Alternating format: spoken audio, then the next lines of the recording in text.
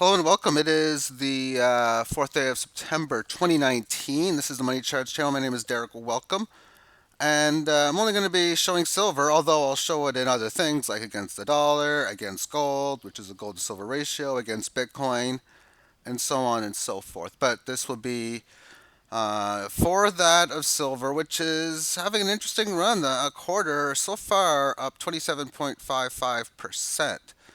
The last time we'd have a quarter higher than that was October of 2010 at 41. And before that, we had a 33% quarter here. This one was only 18. Oh, but back in here, we had a couple decent ones 94% and 73% quarters. And even here, an okay one to get it started at 22.39. Okay, an okay one to get it started, and that's still higher. It's around where we are, rather. We're at 27.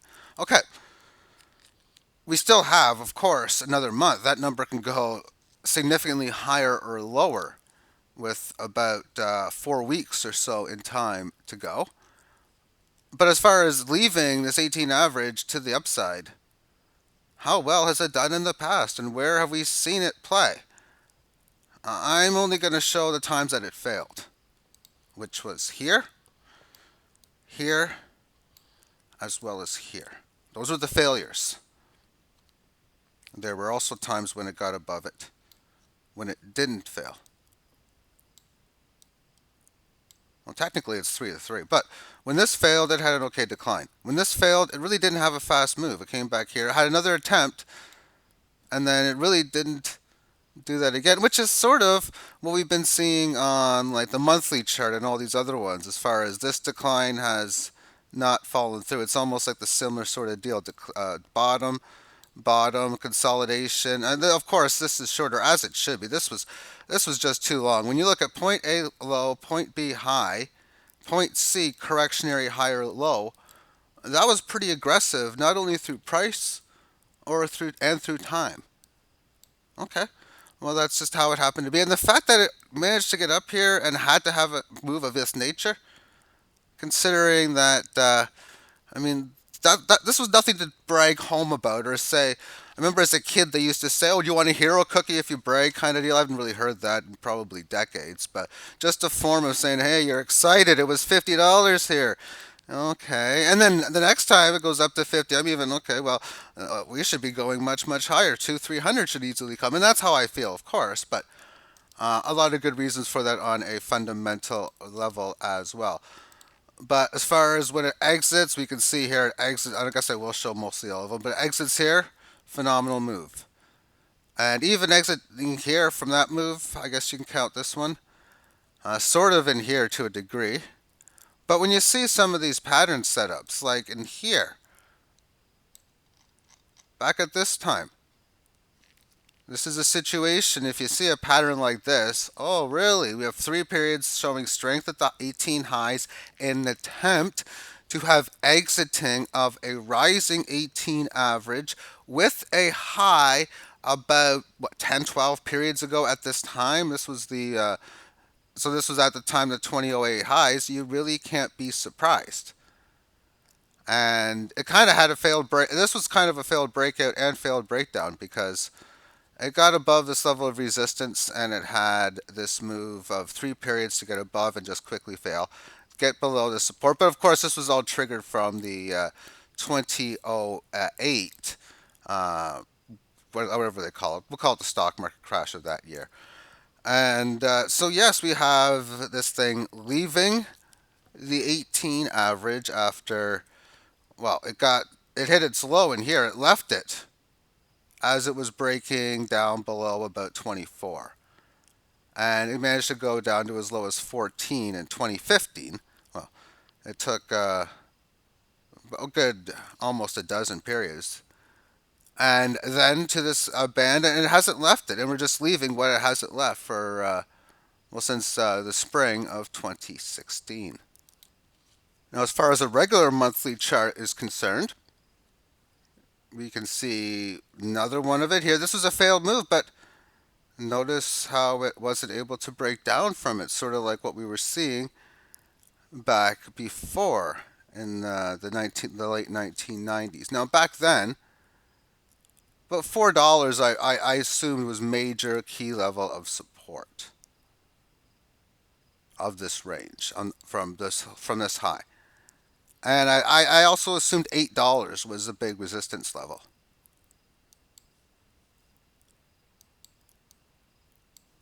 Close enough.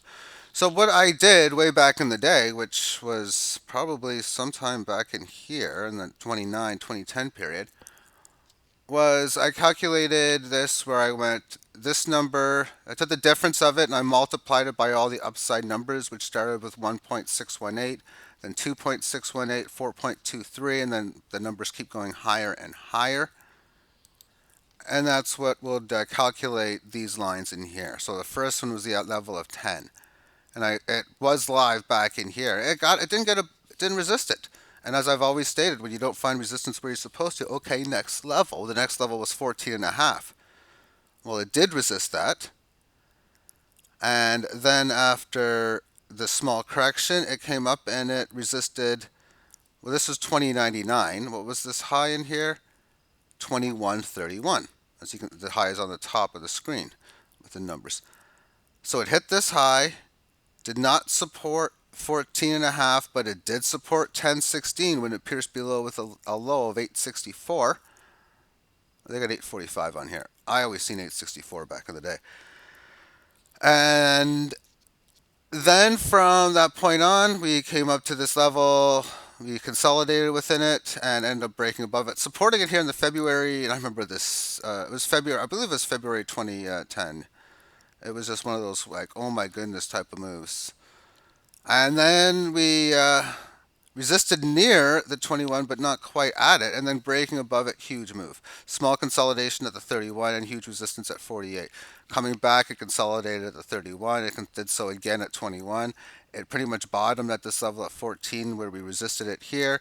And that's where we're approaching it to. Getting out above this level, we should have a fast move up to about 31 and change. When we look at this on the weekly chart, extremely overextended. But when this is the case, two things, and both really which are going to happen. It's well, really. I mean, after the one is this thing go really, really crazy. I'll show you later on when we look at the. I think it's a daily chart, but it can go crazy. At the same time, we're going to have a pullback, and well, originally breaking it above this, when it was back in here. Okay, oh, we had a break. What do I want to see happen? It has to hold 15 and a half. Okay, well, next day, and it did so well, it didn't even have to go there. Now it goes, say here, it goes up to 1824. Oh, well, now I want to see it hold 1611. And now it's gone up to 19 and a half. Well, now I kind of want to see it hold this little range. So it could easily come down to 17. And maybe a little bit pierce below. And technically, even here, I don't think. I mean, that's just a nasty a higher low. If it comes down to 16, it could. I've seen markets do that, but at some point, it's going to have a correction. It could do it through time, and then let things roll in that way. But right now, the benefit of the doubt is in the level of the buyers, extremely overextended on the triple day. And now on the daily. Now what I've done is I've already taken a screen capture of this several minutes ago. Let me just get my volume back on here. I don't think there is volume on this. Okay. Anyway, what we want to do is I'm going to take a look at a trend line that hits this high, this high, this high, and this high, because it's already broken it.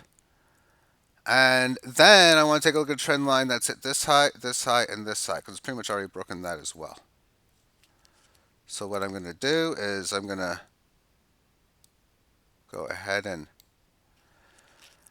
bring the chart that I had from before and draw a trend line. We'll do it with the color yellow.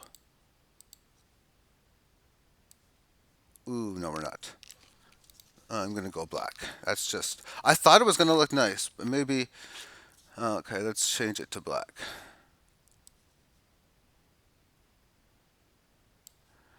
What we've seen here is a break of the trend which then supported it for several periods, and then we had it exit well yesterday's session. Okay. Now, one thing that I like to do is I don't know if I've already done this and it failed. Usually, it always passes. Is I'll just draw over this line like this and then move it lower. And yeah, it's really tough to do. I can't. What I like to do is do something like this. Try to find the best support that would connect in any of these lows. And I mean, I really can't find anything that connects collectively. It's really it's a different rate of ascent for the uptrend more than anything. But what I would normally do is I would copy this like this. I'd push the copy button, then I would paste, it would appear, and I could just draw a line there. And then I would just continue that upper line. But because I'm not happy with this, and I'm going to do this on a different trend line, I'm not going to really count that. So I want to show that second trend line, the one that connects within this congestion. Is there anything that works there? Because to me it looks like there is. As okay, let me just start with this high. Yeah, see this connects well, but not quite. I need to start really at this high. Yeah, that's the one that I'm looking for. So now I'm going to look for support. Hopefully it's going to connect within this level here. So I'm going to draw over this line.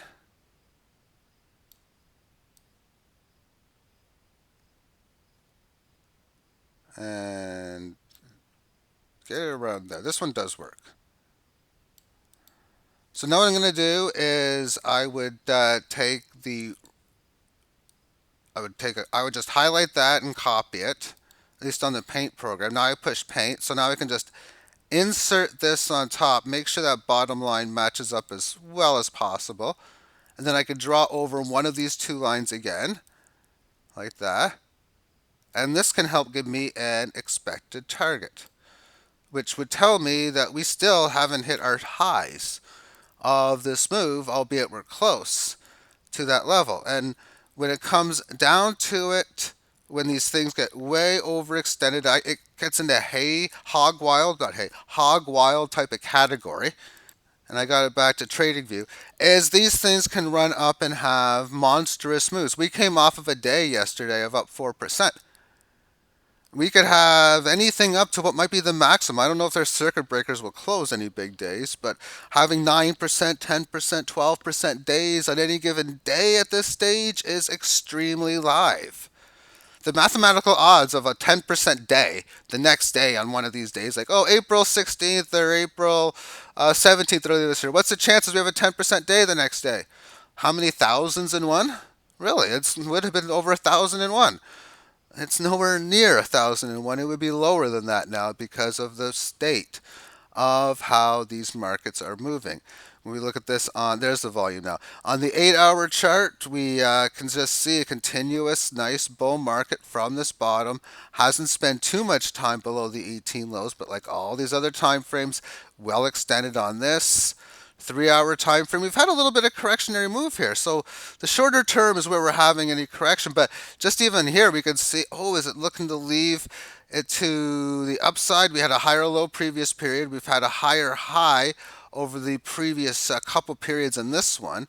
So therefore, the downtrend here has been broken on the short run. It's 9:07 as I'm doing this. So 9:30, this thing really could be where it's at. Because look at what happened yesterday. I think it was 8 o'clock yesterday is when it got going. But really it was 9, right around near the open of the market. This was a 9 o'clock period yesterday.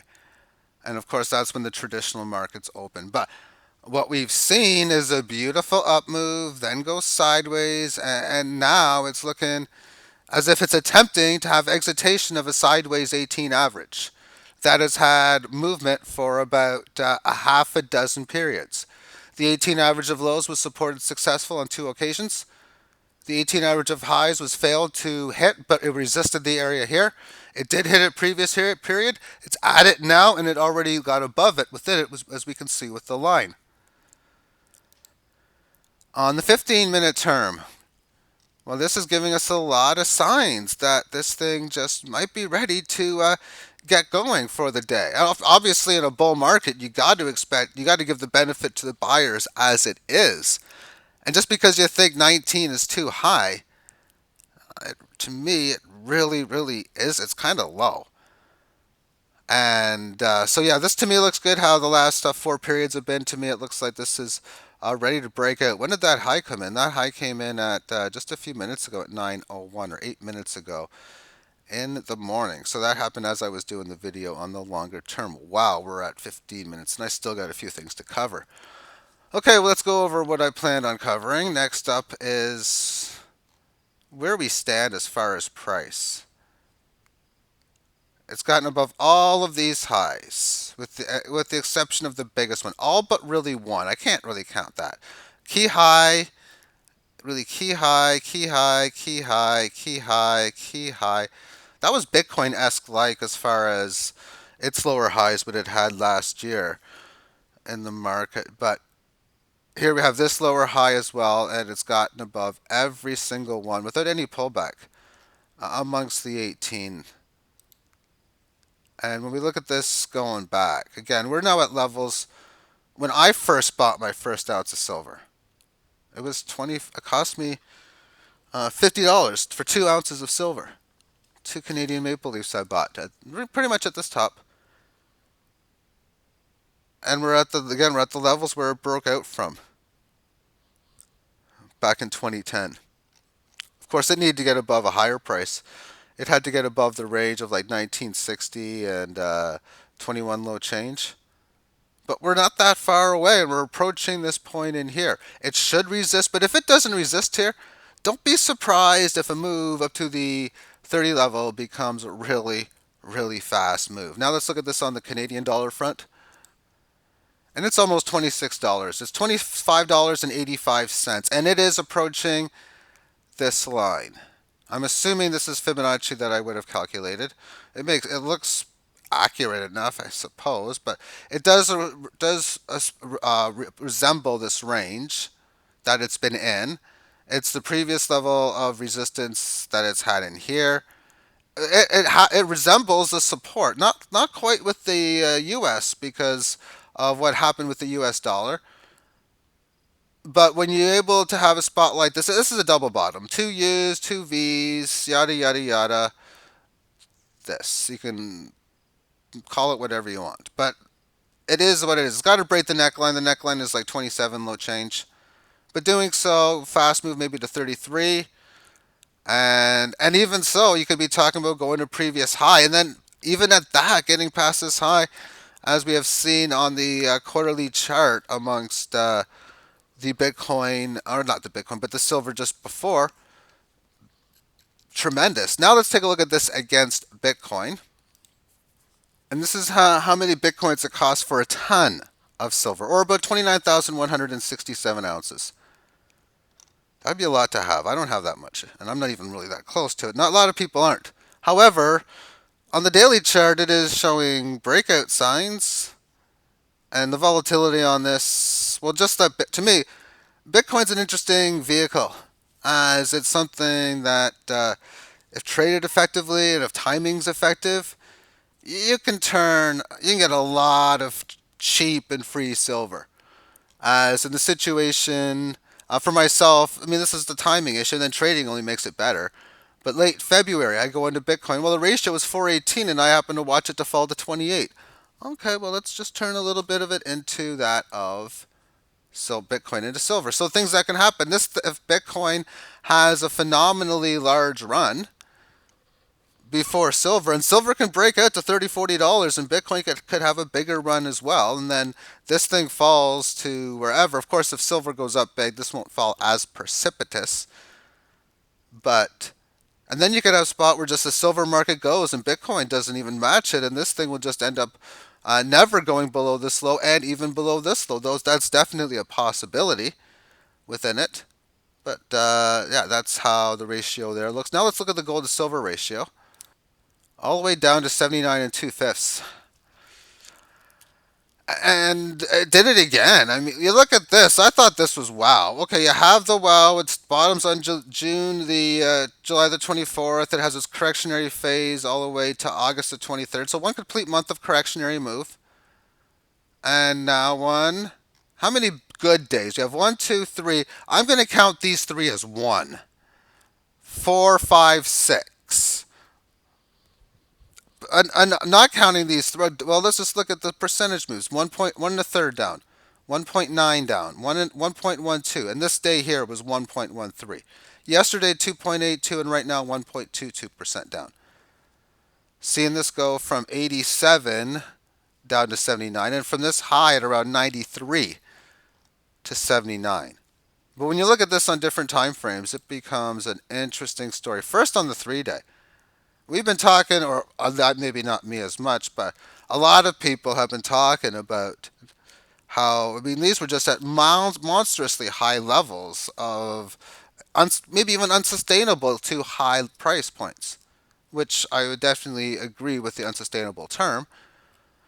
And amongst it, this was okay, doing really good. So a few little while ago, like a couple of periods ago, we were talking about being at levels seen last time in May. The year started off with a low right in here. We've already broken it within this session. We're now at levels last seen since August of last year. So we're at 1 year lows. But when we take a look at this on longer term time frames, well, we got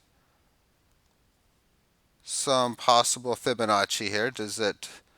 We'll just take a quick gander at this. This is a ratio of 64, 64 and a third, and 93 and a third. And the key numbers are 81 and 74. And right now, 81 hasn't been doing too well, which doesn't mean Fibonacci's failing. It just means how do I adjust the message of the market here? It could still be a pierce below and then rally higher. On the daily time frame, there was usually, if you don't get the quick support, then you got to look at fast move to next level, resisting this level, as well, of course, as the V-shaped failed move as another possibility.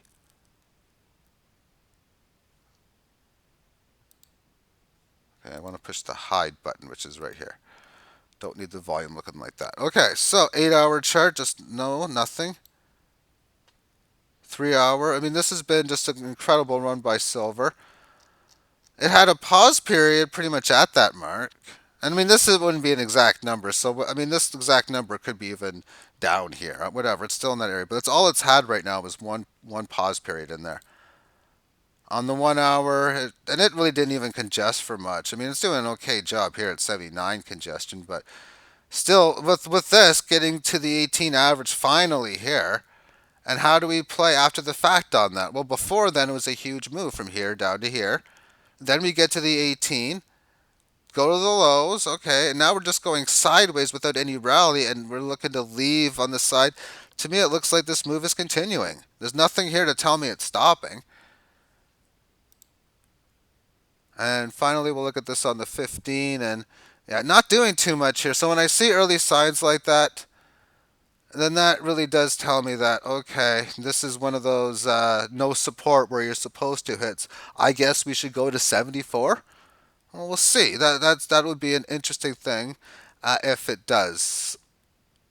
Okay, I don't really think there's anything more to cover amongst this.